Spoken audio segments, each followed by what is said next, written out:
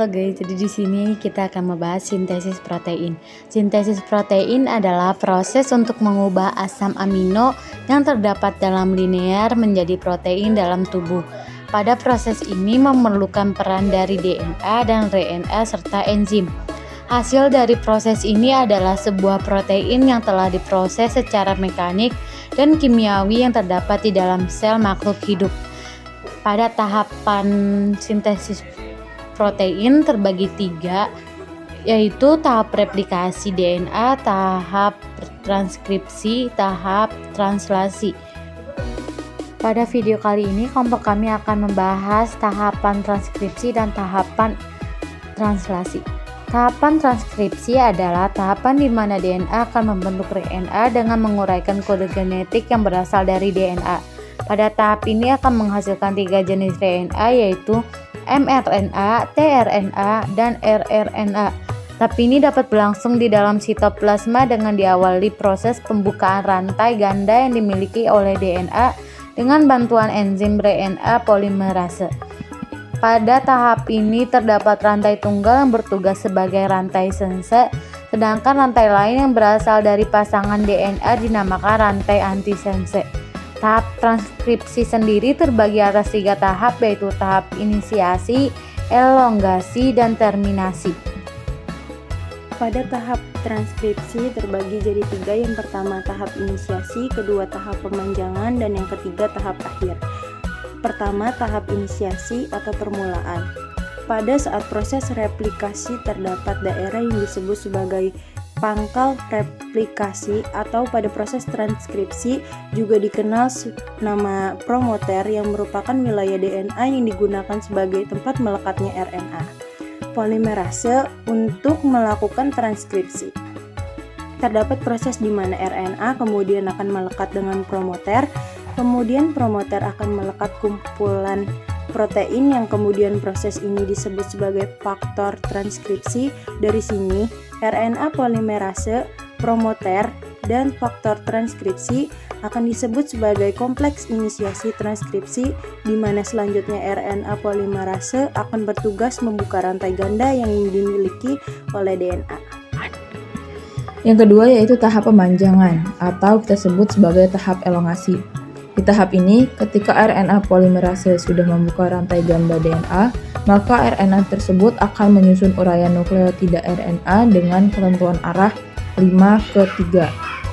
Pada tahap ini, RNA akan mengalami pemanjangan diri seiring dengan proses pembentukan pasangan DNA dengan basa nitrogen, dan pada RNA tidak memiliki yang namanya basa pirimidin timin, atau kita lambangkan dengan T besar, tetapi memiliki urasil, yaitu dilambangkan dengan U besar. Maka dari itu, RNA kemudian akan membentuk pasangan basa urasil dengan bantuan adenin yang terdapat pada rantai DNA. Dalam rantai RNA terdapat 3 jenis basa, yaitu guanin, sitosin, dan adenin, di mana nantinya 3 basa ini akan berpasangan dengan basa komplement yang sudah ditetapkan sesuai dengan aturan pasangan basa. Pada tahap ini, adenin nantinya akan berpasangan dengan urasil, sedangkan guanin akan berpasangan dengan sitosin. Tahap akhir atau terminasi. Setelah tahap transkripsi selesai, rantai DNA akan menyatu kembali seperti semula, lalu RNA polimerase akan lepas dari rantai DNA. RNA yang terlepas dari DNA tersebut kemudian akan membentuk RNA M yang baru.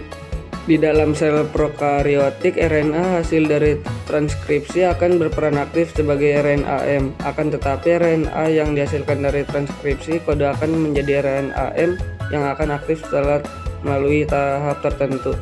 Dari sini dapat disimpulkan bahwa pada rantai tunggal RNA M memiliki beberapa urutan basa nitrogen.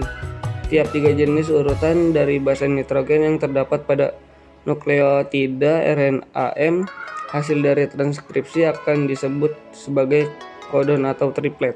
Selanjutnya, tahap translasi. Tahap translasi adalah proses menerjemahkan kode kodon yang berasal dari RNA M untuk menjadi asam amino yang nantinya akan membentuk protein. Contohnya di sini adalah asam amino fenilalanin yang merupakan terjemahan dari kodon UUU atau bisa disebut 3 basa urasil, asam amino glisin atau CGC, asam amino serin atau UCA, dan asam amino triptofan atau UGG. Pada tahap ini setidaknya terdapat 20 macam jenis asam amino yang dibutuhkan untuk dapat membentuk protein yang berasal dari terjemahan kodon mRNA. Selanjutnya, beberapa dari asam amino tersebut akan menghasilkan rantai polipeptida yang spesifik dan nantinya akan membentuk protein yang spesifik pula. Proses translasi sendiri terbagi atas 3 tahap. Yang pertama, tahap awal. Pada tahap awal translasi, unit kecil dari ribosom akan mengikat pada mRNA yang sudah membawa kode genetik untuk asam amino yang akan dibuat. Juga akan mengikat bagian inisiator dari tRNA. Kemudian, molekul dari ribosom akan mengikat bersama 3 molekul tersebut dan membentuk kompleks inisiasi. Langkah selanjutnya adalah molekul dari tRNA tersebut akan mengikat dan memindahkan asam amino dari sitoplasma ke ribosom dengan bantuan enzim dan energi GTP. Masing-masing ujung tRNA akan membawa 1 antikodon dan 1 asam amino. Langkah selanjutnya adalah asam amino akan diaktifkan oleh tRNA dan menghubungkan antara kodon dan antikodon pada mRNA. Yang kedua, tahap pemanjangan. Setelah asam amino diaktifkan, maka akan dihubungkan lagi oleh ikatan peptida yang membentuk polipeptida di ujung tRNA yang membawa asam amino. Contohnya adalah tRNA membawa sebuah asam amino fenilalanin. Dengan demikian, antikodonnya akan AAA yang kemudian akan berhubungan dengan kodon mRNA UUU. Pada proses ini, rantai polipeptida akan memanjang. Hal ini disebabkan oleh adanya penambahan dari asam amino. Tahap terminasi. Tahap akhir adalah ketika antikodon yang dibawa oleh tRNA bertemu dengan kodon UAA, UGA, dan UAG. Hal tersebut dikarenakan rantai polipeptida yang sudah terbentuk akan dilepaskan dari ribosom dan diolah untuk menjadi protein yang fungsional. Itulah sintetis protein beserta detail tahap-tahap dalam siklus pembentukan protein dalam tubuh makhluk hidup. Semoga materi ini menambah wawasan Anda.